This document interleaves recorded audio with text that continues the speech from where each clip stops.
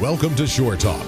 Shore Talk is designed to keep you better informed of what's going on here on Virginia's beautiful Eastern Shore. Now, here's Shore Talk.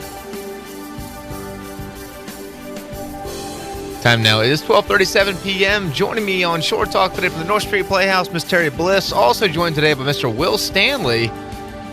Will might be a stranger by name, but if you saw him and you know anything about the North Street Playhouse, you'll know him very well. And we're here today to talk about the upcoming performance of Kiss Me, Kate. So welcome, gang. How y'all doing this afternoon? Welcome, Pretty Will. Good. Nice to see you. Will and Will. Will and Will.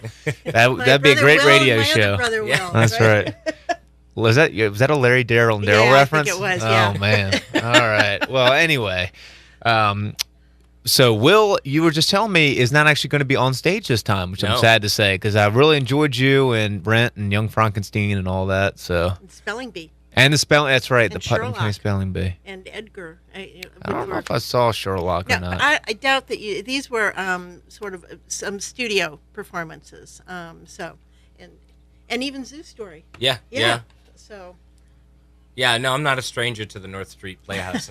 Definitely in the last 3 years, I've been coming down here quite a bit. It's really nice to get away from New York City for a little bit and breathe in the nice country air because it gets really, especially pretty gross in the summer in the city. So it's great to be down here.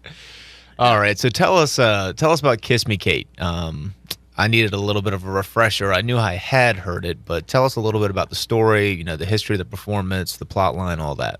Well, it's Cole Porter composed the musical, and then we've got Bella and Samuel Spiewak wrote it. I'm sure that those names won't be familiar to anybody. All kind of brawl in the back. Yeah, it's our sales team. They're back there, they have boxing matches at lunch every day.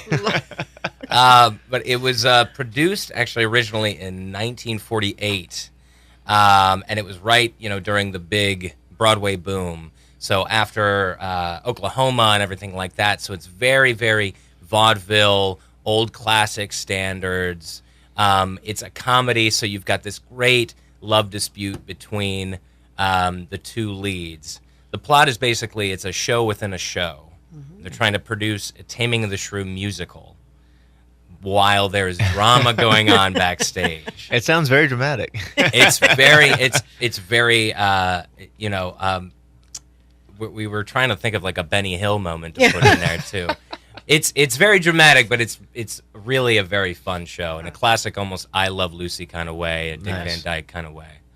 Yeah. It's just a super charming show. So it's going to be lighthearted, fun for the whole family? Oh, yes. Absolutely. It's people often describe Cole Porter in his lyrics as being witty and sophisticated and a little bit naughty, but you have to listen hard to get that part of it. Yeah, and definitely go over that's the kids' exactly right, and that's exactly what this show is, because you've got the romantic leads, Lily and Fred, who used to be married and are actors, and they are no longer married, and Fred is producing Taming of the Shrew and casts Lily as the leading lady. That sounds very like I Love Lucy. Oh, yeah. Yeah. So all of what's going on backstage gets transferred to on stage, and then there's the secondary love story with the young Corinne, who this is the first time she's been in a show. She's more used to dancing in nightclubs, so she's a little less classy,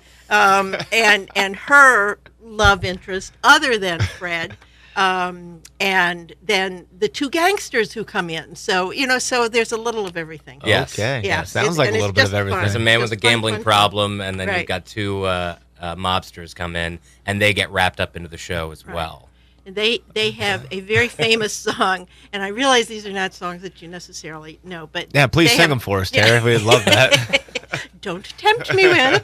But they have a song about brush up your Shakespeare. So it's the two gangsters singing brush up your Shakespeare, and it's just so. And they keep pulling guns, and they're very big men with very little guns. So it's just. It's The not noisy slapstick. cricket. Yeah, right.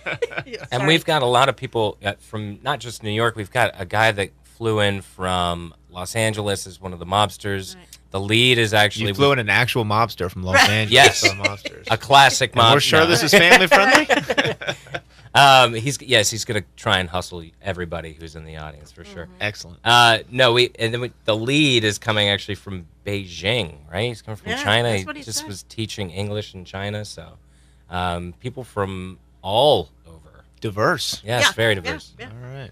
Yeah. So, Will, have you ever directed a performance of this magnitude before? No, I haven't. I've not actually. This is the Really? largest show I've ever directed. I've done a lot of straight plays. I've done some comedies, but never a musical of this size. So what has been your strategy going into it? I want to see if it pans out for the audience. when they come keeping see with it. schedule and making sure that I'm on time Right. is probably the hardest part so far. And also knowing when to, give it over to Lee, our choreographer, if we've got a dance number or something like that, and not trying to rush something that I have no experience with, which is why we've hired those people. So really knowing when to hand the baton off. And to delegate. There you go. Yes, exactly, yeah. So, out of the folks who have been in some of these performances where we bring in all these people before, who's going to be in this show? Who's been in previous ones? Well, off top of your Yeah, head. Kat Udane, who played Inga last summer, and you've seen her on stage a number of times. And she's playing Bianca, the young Corinne. Okay.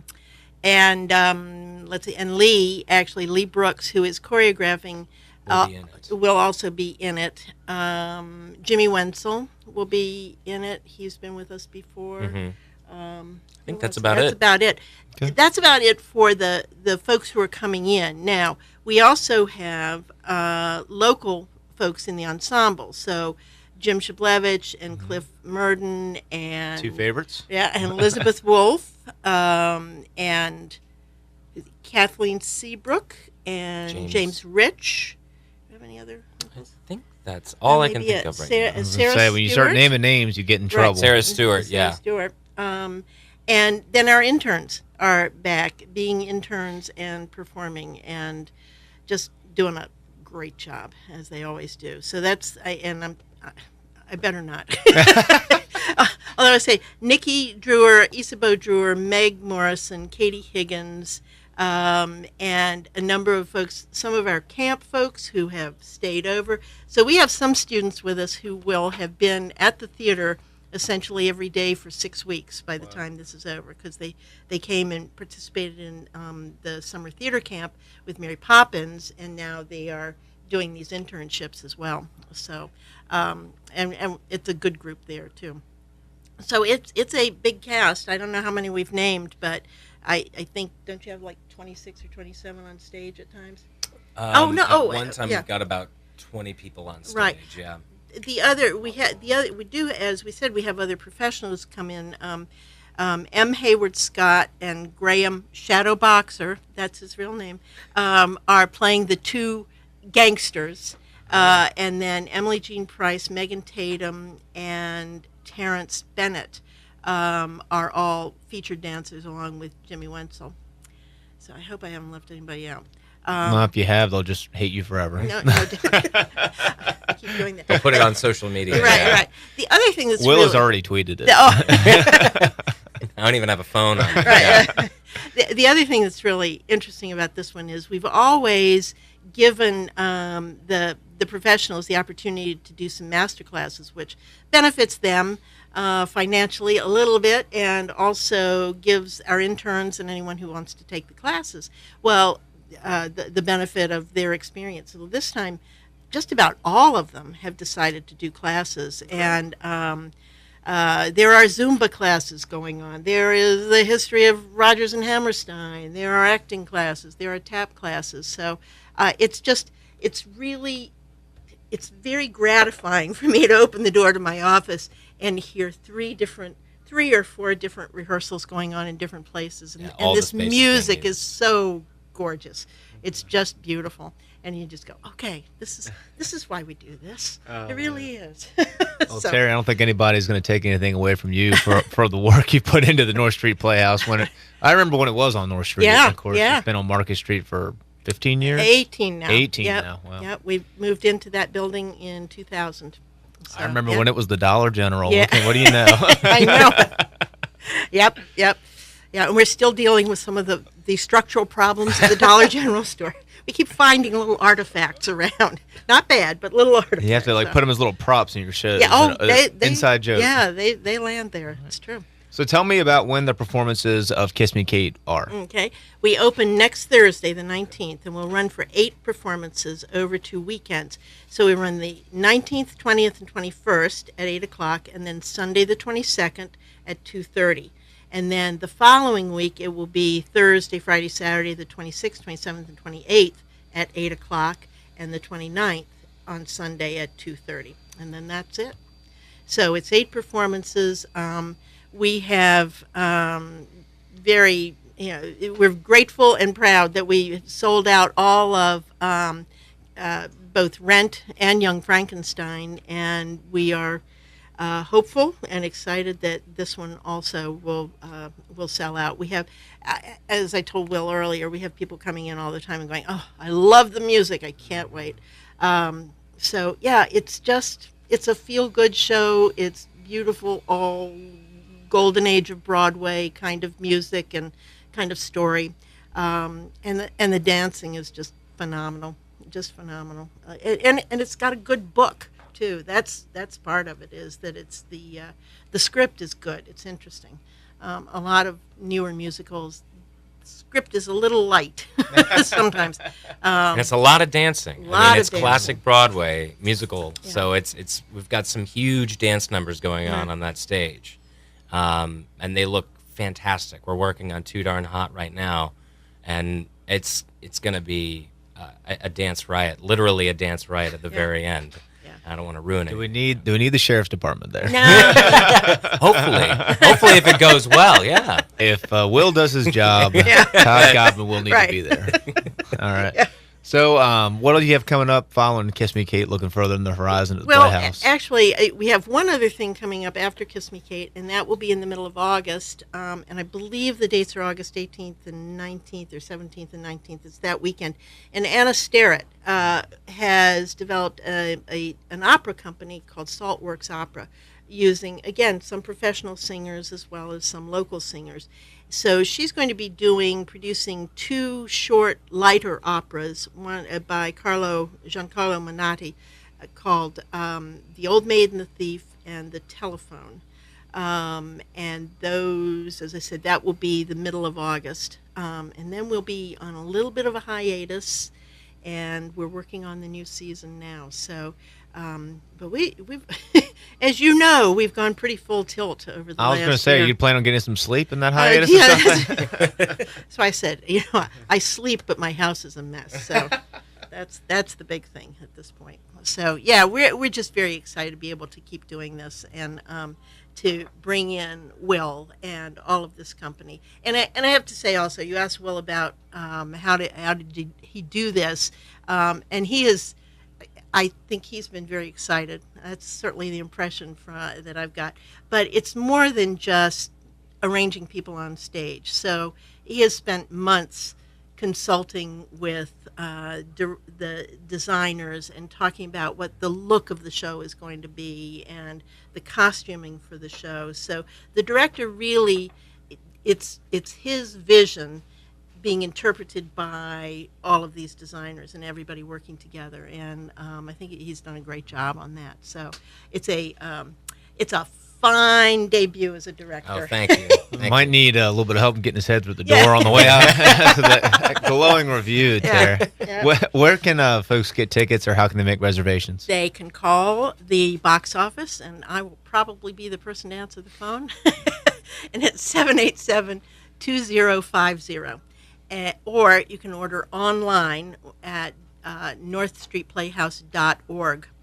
Now, if you want, we are doing reserved seats. Okay. So you have the option of getting reserved seats. If you want to reserve specific seats in the theater, call me. Call the 2050 number. You can buy tickets that will be general admission tickets online. And we're working on all of that. The tickets are, for general admission, are $10 for students, 18 for adults and 20 for seniors. You add $5 to each of those, so that it's 15, 23, and 25 for the reserved seats. I will say that we started doing this a couple of years ago, and more people are reserving seats, which is great. But if you're not going to reserve seats, make sure you get there right as the doors open, because otherwise you end up having a very limited choice. So we're thrilled to have people reserving seats, and we're trying to work out what the best balance for that is. So we certainly the theater keeps evolving in so many ways, and that's another one of them. But so 787-2050 to order tickets or reserve seats, online to order tickets. Okay. So what else is there to say about Kiss Me Kate, the show? Will, you got anything you want to add? I mean, if I've done my job right, like you said, it'll be a laugh riot. It'll be a dance riot. It's going to be a lot of fun. So, yeah, get your tickets now. We are expecting it to sell out. Yeah, I know. I do want to. There are a couple of people that we need to thank. Which Always got to do that. Always got to do that. We need to thank Ed Weber, who is our season sponsor for this, as well as Coastline Chemical is a co-producer for this, as is PNC Bank, and Mike and Marianne Connolly, the Red Queen Gallery. Also, the question you didn't ask is, where are all these people staying? Well, we have been very... Well, I mean, it was burning in the back of my mind. Oh, I was sure that it was. I didn't want the paparazzi to show up, so... Oh, okay. Well, we won't give out addresses.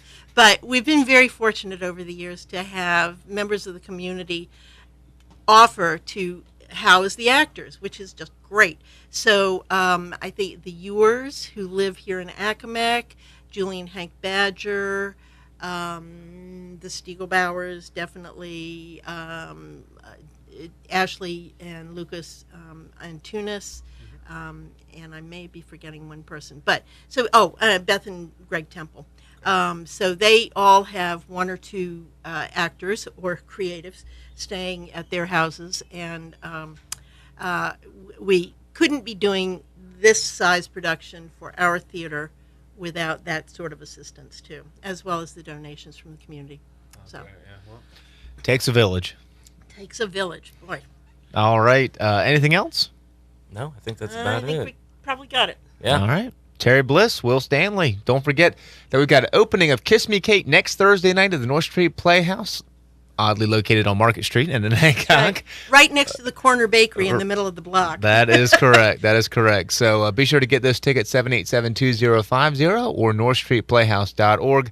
Thank you guys for joining us this afternoon. Will. Thanks, Will. Thank you for listening to Shore Talk. This interview has been recorded and is available on WESR's YouTube page. To schedule a Shore Talk for your community event or organization, call us at 757-787-3200 or email Nancy at WESR.net.